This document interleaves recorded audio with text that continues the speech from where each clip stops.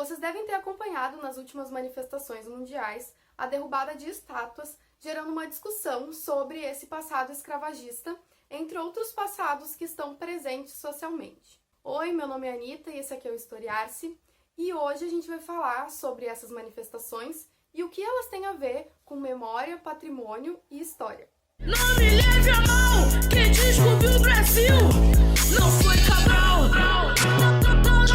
Primeiramente, a gente precisa entender que as estátuas elas são uma materialização de uma história ou memória e memória oficiais.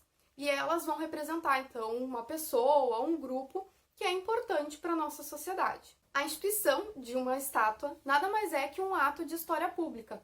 Afinal, essa estátua ela carrega uma mensagem, ela é um símbolo, e as pessoas que estão passando por ela estão recebendo essa mensagem. A minha visão, enquanto historiadora, é dizer que depende, né? Cada caso é um caso. E aí vocês vão dizer, pronto, né? De novo, professora de Ciências Humanas, falando que depende. Mas o que a gente vai fazer se história assim? Tudo depende, né, gente? Bom, acredito no que está acontecendo no Brasil e no mundo com essa destruição, essa derrubada das estátuas. Eles são, na verdade, um grito popular por representação. É um ato em que as pessoas estão mostrando que elas não se sentem representadas publicamente. E não só publicamente através das estátuas, mas também publicamente na arena política. Eu acredito que essas manifestações elas têm muito a ver com isso também. Isso está totalmente legitimado pela eterna reconstrução da história e da memória que fazem com que essa reconstituição de símbolos aconteça periodicamente. Isso é natural da história. Por outro lado, também acredito que pode ser interessante, em certos casos, permanecer com certas estátuas. E aí permanecer com uma ressignificação, né? Ressignificar aquele espaço.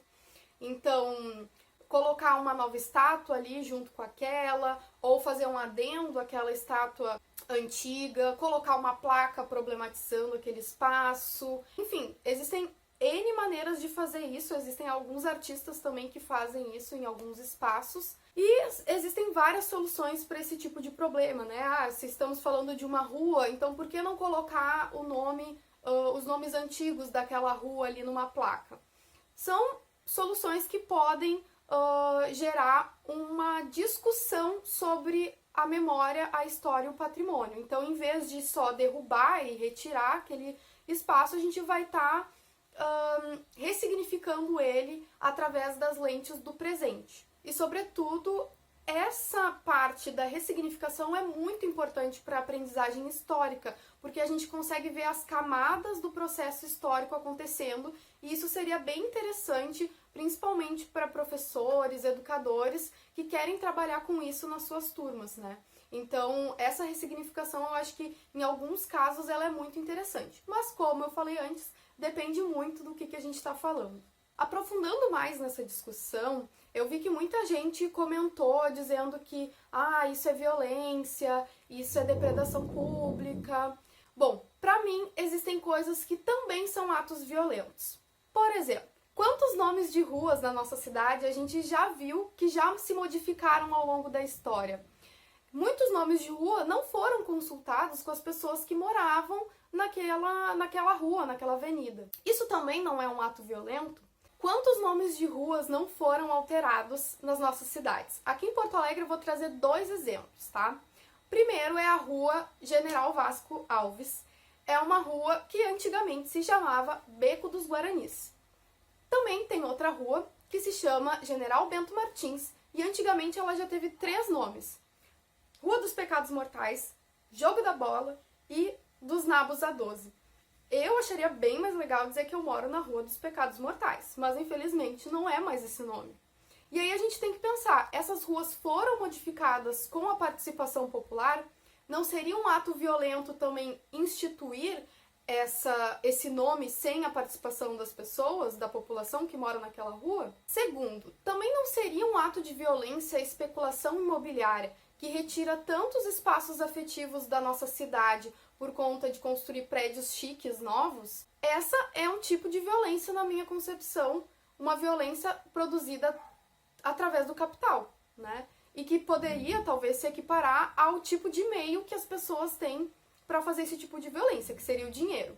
Agora, a população em geral não tem um dinheiro para comprar uma estátua ou comprar uma praça, como a gente vai ver daqui a pouco, e poder modificar aquele espaço como ela bem entende. Então, os meios que se dão é da depredação, do pichar e tudo mais, por parte da população. Então, esse segundo é isso. A especulação imobiliária também não seria um ato de violência contra os espaços públicos?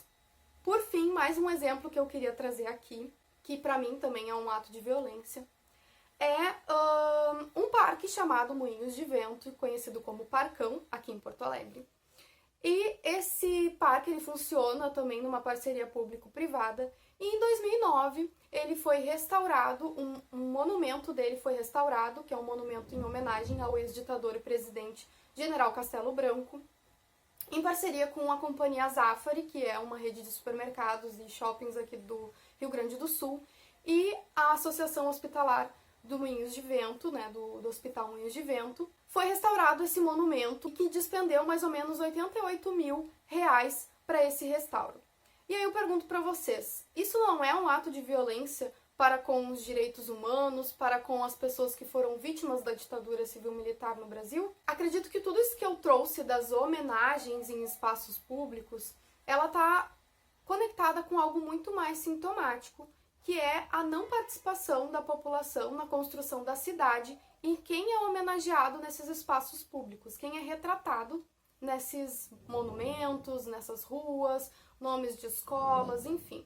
E a gente precisa entender que quase sempre a história é contada pelos vencedores, e as estátuas então vão representar esses vencedores e o modelo de sociedade ou valores que eles representam. Atualmente existe uma retomada da história por parte dos vencidos ou dos invisíveis, e isso então vai se transformar, vai se perpassar também por essa ressignificação dos espaços públicos. Importante ressaltar, como foi colocado na live do canal História Online sobre esse tema, que praticamente todas as grandes revoluções da história, o símbolo tradicional daquela sociedade, enfim, foi derrubado, foi retirado. E isso então, como eu falei bem lá no início do vídeo, tem a ver com essa ressignificação dos valores que a gente está tentando passar enquanto sociedade no tempo presente. Concordando também com a professora Caroline Bauer, da URGS, em um recente artigo que ela publicou no portal de notícias Sul 21. As estátuas, elas estão totalmente interligadas com o presente e elas podem ser, sim, ressignificadas ao longo dos anos. Precisamos nos questionar sobre a nossa identidade coletiva, ou seja, qual é a história e qual é a memória que queremos contar, quais são os valores que perpassam a nossa sociedade. E principalmente quem nos representa na arena pública e política. Bom, gente, espero que vocês tenham gostado desse vídeo. Deixa aqui nos comentários também qual é a posição de vocês sobre essa discussão. Eu sei que eu não vou conseguir esgotar isso, é uma discussão infinita. Deixa o seu like, compartilha, enfim. Como sempre, toda a bibliografia que eu utilizei no vídeo tá na descrição. E eu quero que vocês comentem aqui embaixo quem vocês acham aí das estátuas na cidade de vocês que tem que ser derrubadas, tem que sair, e que estátuas a gente poderia colocar no lugar, ou que estátuas a gente poderia colocar nesse novo espaço. Enfim, espero que vocês tenham gostado, é isso, até a próxima, tchau!